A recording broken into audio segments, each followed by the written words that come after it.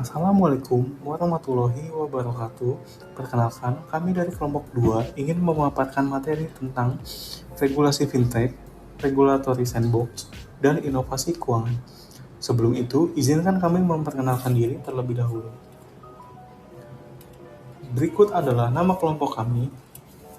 Pertama, ada Amanda Pitaloka. Selanjutnya ada saya sendiri, Muhammad Akbar Adi Saputra. Berikutnya ada Muhammad Denai Pramudia dan Novi Yuliana Safitri, serta dosen pengampu pada mata kuliah Fintech and Digital Banking, Ibu Rona Tumiur Mauli Sesi Morakhir, SEMM.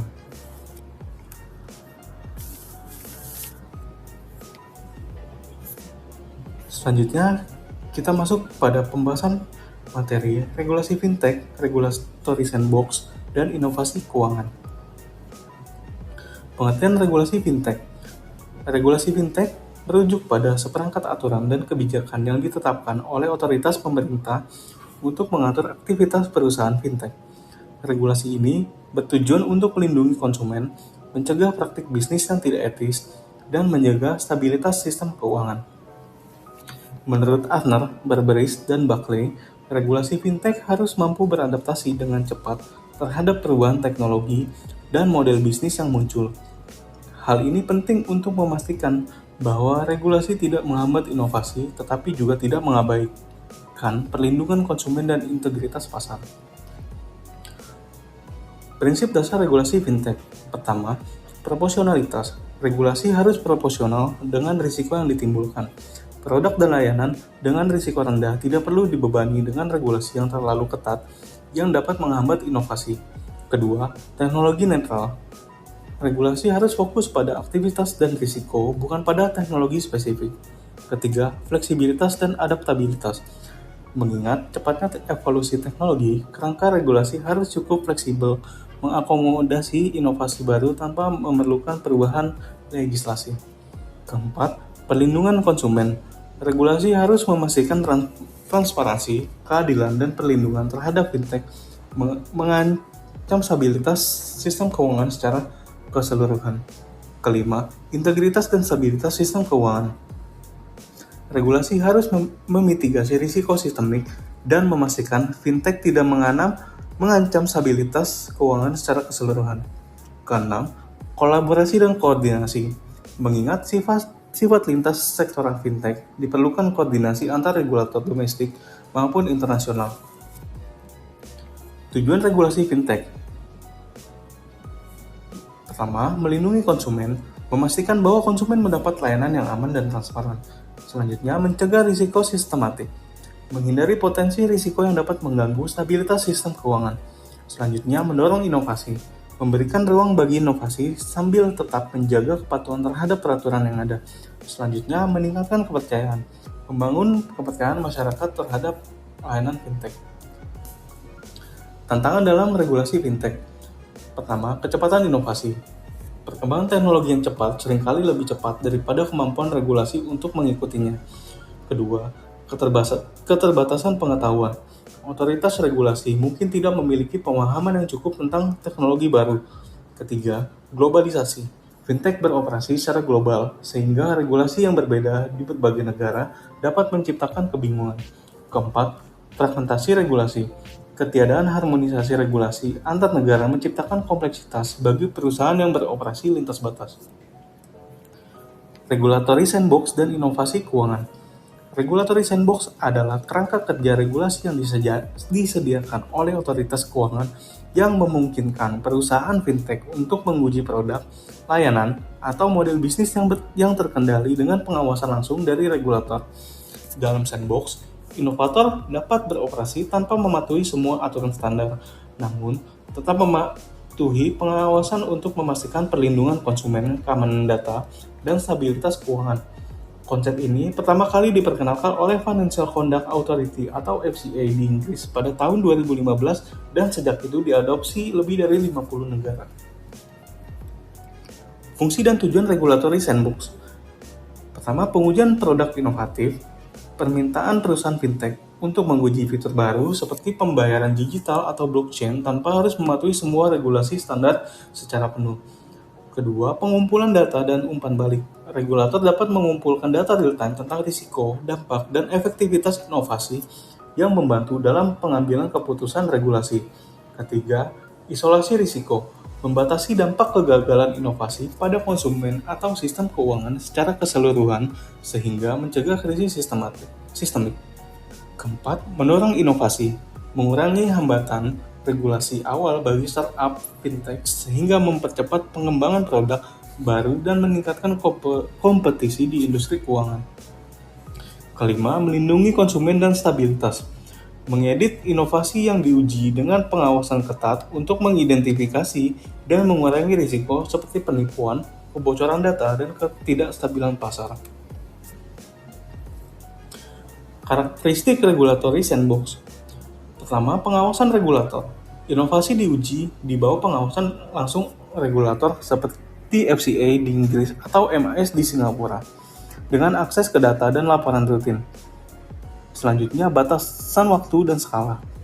Pengujian biasanya terbatas pada periode tertentu, misalnya 6-12 bulan, dan skala kecil, misalnya jumlah penggunaan terbatas atau nilai transaksi rendah untuk membatasi risiko. Selanjutnya, fleksibilitas regulasi. Peserta tidak harus mematuhi semua standar aturan, tetapi tetap tunduk pada prinsip-prinsip dasar seperti perlindungan konsumen, anti pencucian uang atau AML, dan keamanan data. Selanjutnya, kriteria seleksi. Peserta dipilih berdasarkan kriteria seperti potensi inovasi, rencana mitigasi risiko, dan dampak positif pada pasar. Selanjutnya, evaluasi dan keluar. Setelah pengujian, regulator mengeluarkan hasil. Inovasi yang berhasil dapat diluncurkan penuh, sementara yang gagal dihentikan tanpa penalti berat. Selanjutnya, kerahasiaan dan kolaborasi. Seringkali melibatkan kolaborasi antara regulator, inovator, dan pemangku kepentingan lainnya, dengan jaminan kerahasiaan data untuk mendorong partisipasi. Hubungan dengan inovasi keuangan. Inovasi keuangan seringkali melibatkan risiko tinggi, seperti kegagalan teknologi atau eksploitasi keamanan yang dapat mengancam konsumen dan sistem keuangan. Regulatory sandbox mengurangi risiko ini dengan memberikan ruang bermain yang aman, di mana inovasi dapat diuji secara terbatas sebelum diluncurkan secara penuh. Misalnya, di sandbox FCA, perusahaan seperti Revolt dan Monzo telah menguji fitur pembayaran instan yang kemudian berkontribusi pada pertumbuhan fintech di Eropa. Contoh implementasinya, di Inggris, FCA Sandbox telah menyetujui lebih dari 400 aplikasi sejak 2015, mendorong inovasi seperti robo-advisor dan insurtech. Di Singapura, MAS Sandbox fokus pada fintech lintas batas dengan sukses dalam menguji blockchain untuk pembayaran internasional.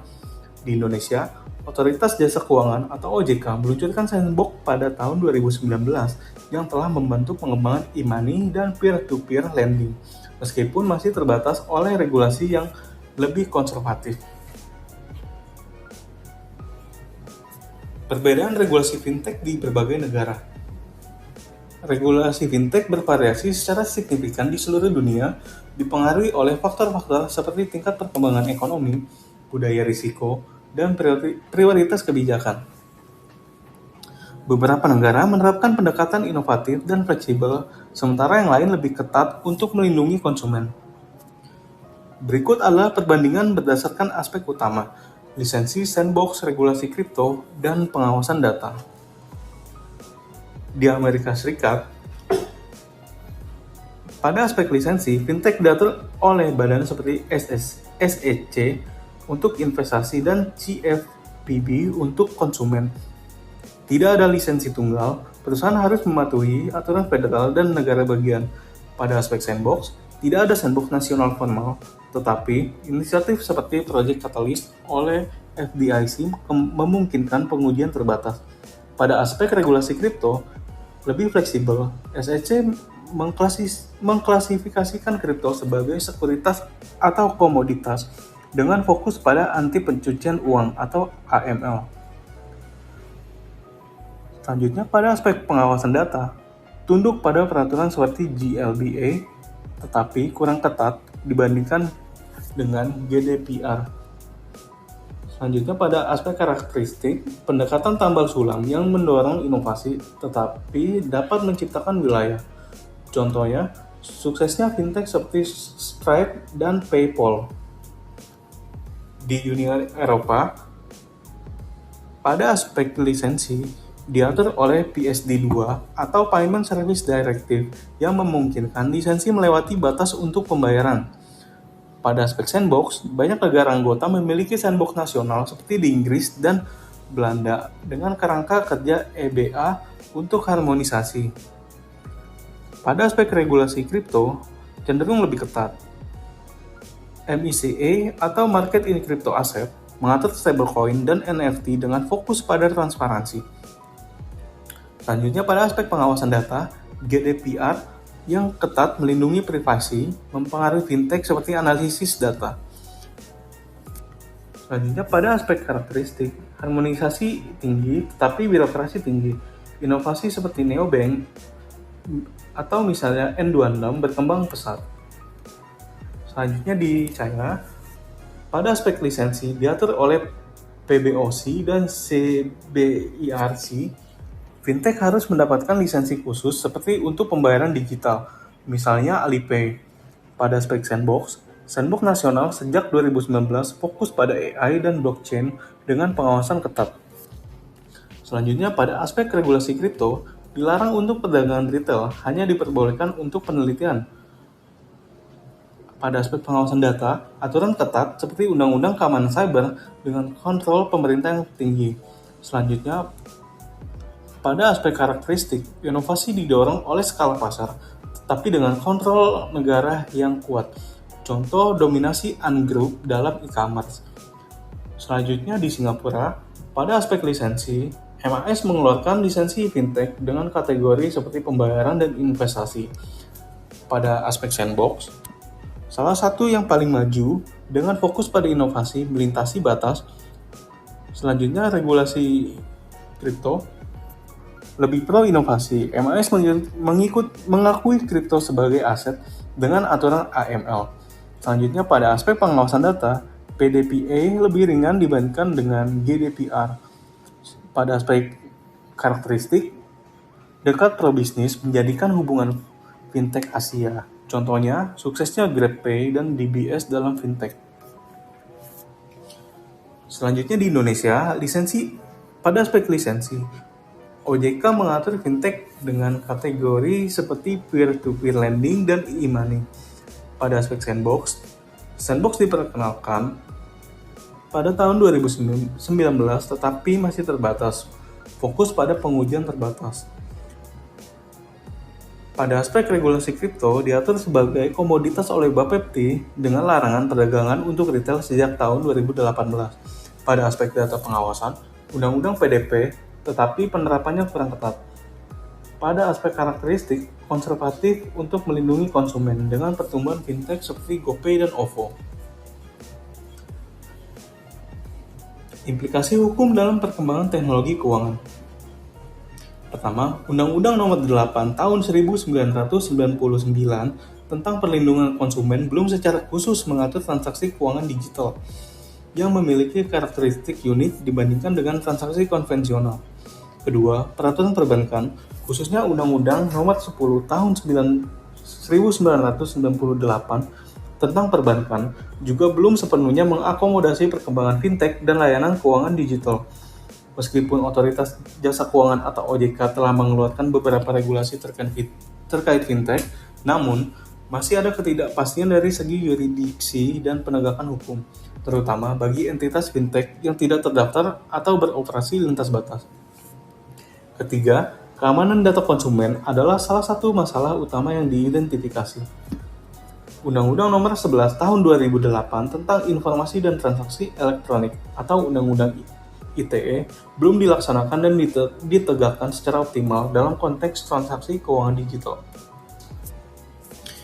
Keempat, dalam perkembangan teknologi saat ini, metode pembayaran telah mengalami perubahan signifikan dengan munculnya uang digital yang disimpan di dompet digital dan diakses melalui smartphone. Dompet digital ini tidak hanya memfasilitasi transaksi sehari-hari seperti pembelian barang dan jasa atau lain-lain. Selanjutnya, keempat, pembelian barang dan jasa, tetapi juga mendukung berbagai jenis pembayaran termasuk tagihan utilitas dan transfer uang antar pengguna. Meskipun dompet digital memberikan banyak kemudahan dan efisiensi, belum ada peraturan khusus mengenai penggunaan dan pengoperasian dompet digital di Indonesia. Hal ini menimbulkan kekhawatiran tentang keamanan data pengguna, perlindungan konsumen, dan peraturan keuangan yang diperlukan untuk memastikan ekosistem pembayaran digital yang aman dan andal. Pemerintah dan otoritas terkait perlu segera merumuskan kebijakan dan regulasi yang jelas untuk mengatur penggunaan dompet digital guna melindungi kepentingan semua pihak yang terlibat. Lembaga Penyelesaian Sengketa Alternatif Perbankan Indonesia atau LAPSDI dan Badan Penyelesaian Sengketa Konsumen atau BPSK sering mengalami kesulitan dalam menangani kompleksitas kasus fintech. Peraturan yang ada belum sepenuhnya mengantisipasi perkembangan teknologi seperti kecerdasan buatan, blockchain, dan cryptocurrency dalam transaksi keuangan. Ada kesenjangan dalam perlindungan konsumen antara lembaga keuangan tradisional dan fintech. Konsumen layanan perbankan tradisional cenderung memiliki perlindungan yang lebih kuat dibandingkan dengan pengguna layanan fintech, sehingga menciptakan ketimpangan dalam ekosistem keuangan digital. Harmonisasi regulasi diperlukan untuk memastikan tingkat perlindungan yang sama bagi semua konsumen jasa keuangan. Kurangnya standarisasi keamanan cyber untuk layanan keuangan digital merupakan aspek penting yang perlu ditangani. Meskipun ada peraturan umum tentang keamanan cyber, belum ada standar khusus yang diperlukan untuk penyedia layanan keuangan digital, meninggalkan celah keamanan yang signifikan. Pengembangan dan penerapan standar keamanan cyber khusus untuk industri fintech menjadi prioritas. Penegakan hukum dalam kasus pelanggaran transaksi keuangan digital masih lemah. Faktor-faktor seperti sumber daya yang terbatas, kurangnya keahlian teknis di antara penegak hukum, dan kompleksitas teknologi yang digunakan merupakan hambatan utama untuk menegakkan perlindungan konsumen secara efektif. Peningkatan kapasitas penegakan hukum, kolaborasi dengan pakar teknologi, dan alokasi sumber daya yang lebih besar untuk penegakan hukum di sektor fintech sangat dibutuhkan. Selanjutnya ada studi kasus implikasi regulatory sandbox di Inggris dan Singapura. Yang pertama, studi kasus di Inggris. Regulatory sandbox di Inggris pertama kali diperkenalkan oleh Financial Conduct Authority atau FCA pada tahun 2016, khususnya untuk sektor fintech. Tujuan utama FCA Sandbox adalah memfasilitasi komersialisasi teknologi baru dalam produk dan layanan keuangan dengan cara menyediakan ruang pengujian dengan pengawasan regulasi yang ketat dan berskala kecil selama waktu terbatas.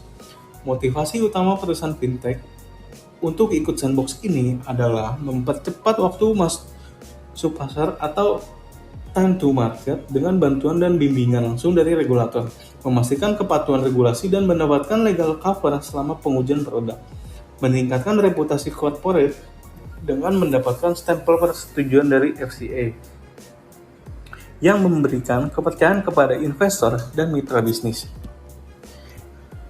Mendapatkan dukungan dan kepercayaan dari FCA yang memiliki reputasi prosedural yang baik, kredibel, dan dianggap terbuka terhadap inovasi. Selanjutnya, studi kasus di Singapura. Singapura mengembangkan regulatory sandbox untuk berbagai sektor, terutama finansial dan kesehatan. Contohnya adalah Program Licensing Experimentation and Adoption Program atau disingkat LAAP yang dijalankan oleh Kementerian Kesehatan Singapura sejak tahun 2018 untuk sektor layanan kesehatan, khususnya telemedicine dan layanan medis bergerak.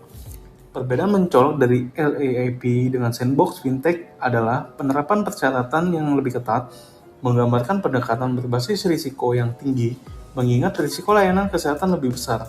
Meski demikian, perusahaan tetap menyambut baik karena nilai dari ikut serta dalam mengembangkan regulasi baru dan menjadi pionir dalam adopsi teknologi baru yang aman. LAAP merupakan bagian dari reformasi Private Hospital and Medical Clinics Act dan pengalihan lisensi dari berbasis lokasi menjadi berbasis layanan. Dalam program Sandbox ini, pemerintah melakukan kolaborasi erat dengan industri untuk memahami risiko teknologi baru di bidang pelayanan kesehatan sambil menjaga keselamatan publik dan kesejahteraan. Selanjutnya ada ringkasan perbandingan dari aspek Inggris dan Singapura. Fokus sektor utama Inggris itu pada fintech, sedangkan Singapura fintech, kesehatan, telemedicine, dan lainnya. Selanjutnya, pendekatan sandbox. Inggris lebih fleksibel, mengedepankan inovasi dan adaptasi regulasi bila perlu. Sedangkan Singapura, pendekatan berbasis risiko tinggi, misalnya kesehatan, regulasi ketat. Selanjutnya, reputasi regulator. Inggris lebih kredibel, prosedural, mendukung inovasi. Sedangkan Singapura lebih transparan, jelas regulasinya, dan prosedur. Selanjutnya, tujuan utama Sandbox. Di Inggris memfasilitasi inovasi, mempercepat time to market, dan menguji regulasi. Sedangkan Singapura lebih mementingkan pengujian produk dan layanan baru sambil menjaga keselamatan publik dan mengembangkan regulasi. Selanjutnya, manfaat bagi perusahaan. Di Inggris, legal cover, percepatan izin, dan reputasi. Sedangkan di Singapura, kolaborasi untuk regulasi, pionir teknologi baru, dan selanjutnya proses pengawasan. Di Inggris, pendamping khusus untuk monitoring dan bimbingan. Sedangkan di Singapura, pengawasan ketat dengan evaluasi berkala. Sekian pemaparan materi dari kelompok 2, kurang lebihnya mohon maaf. Wassalamualaikum warahmatullahi wabarakatuh.